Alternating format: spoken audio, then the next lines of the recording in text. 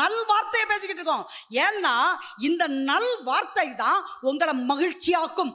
இந்த நல் வார்த்தை தான் உங்களை டிப்ரெஷன்ல இருந்து வெளியே கொண்டு வரும். இந்த நல் வார்த்தை தான் உங்களை ஸ்ட்ரெஸ்ல இருந்து விடுதலை ஆக்கும். இந்த நல் வார்த்தை தான் உங்களை பிரஷர்ல இருந்து வெளியே கொண்டு வரும். இந்த நல் வார்த்தை தான் உங்க விரக்தியில இருந்து உங்களை வெளியே கொண்டு வரும். இந்த நல் வார்த்தை தான் உங்களை சோர்வுல இருந்து தூக்கி விடும். இந்த நல் வார்த்தை தான் உங்களை மகிழ்ச்சியாக்கும்.